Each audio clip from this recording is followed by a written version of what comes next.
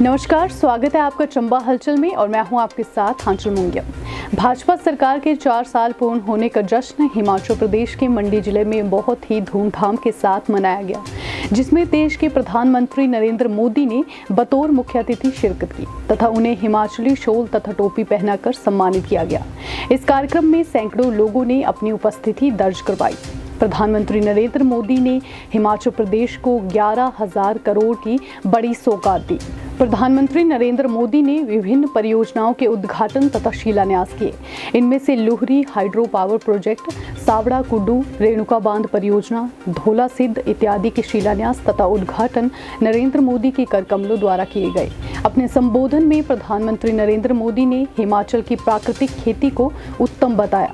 उन्होंने कहा कि कोरोना जैसी वैश्विक महामारी के दौर में हिमाचल की महत्वपूर्ण भूमिका रही है। इसके साथ उन्होंने हिमाचल को वीरों की धरती तथा अनुशासन की धरती बताया। उन्होंने कहा कि कुछ पार्टियां सिर्फ अपने परिवार का कल्याण करने में लगी हुई है।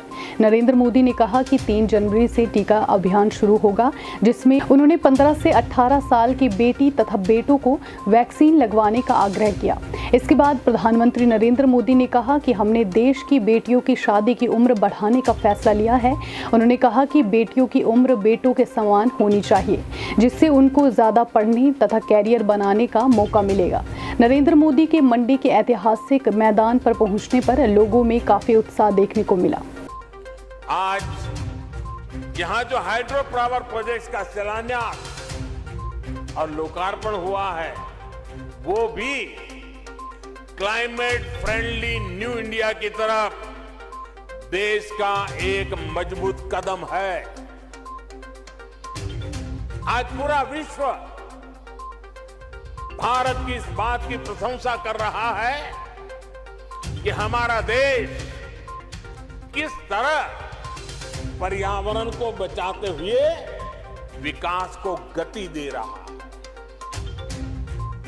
सोलर पावर से लेकर हाइड्रो पावर तक, पवन ऊर्जा से लेकर ग्रीन हाइड्रोजन तक, हमारा देश रिन्यूएबल एनर्जी के हर संसाधन को पूरी तरह से इस्तेमाल करने के लिए निरंतर काम कर रहा है। मकसद यही है कि देश के नागरिकों की ऊर्जा जरूरतों को पूरा करने के साथ पर्यावरण की भी रक्षा हो और भारत अपने लक्ष्यों को किस तरह प्राप्त कर रहा है, उसका एक उदाहरण देश की बढ़ती इंस्टॉल इलेक्ट्रिसिटी कैपेसिटी भी है। साथियों, भारत ने 2016 में ये लक्ष्य रखा था कि वो साल 2030 तक अपनी इंस्टॉल इलेक्ट्रिसिटी कैपेसिटी का 40% नॉन फोसिल एनर्जी सोर्स से पूरा करेगा। आज हर भारतीय को इसका गर्व होगा कि भारत ने अपना ये लक्ष्य इस साल नवंबर में ही प्राप्त कर लिया है। यानी जो लक्ष्य 2030 का था, भारत ने वो 2021 में ही हासिल कर लिया। ये है आज भारत के काम करने की रफ्तार, हमारे काम करने की रफ्तार। साथियों, पहाड़ों को प्लास्टिक की वजह से जो नुकसान हो रहा है, हमारी सरकार उसे लेकर भी सतर्क है।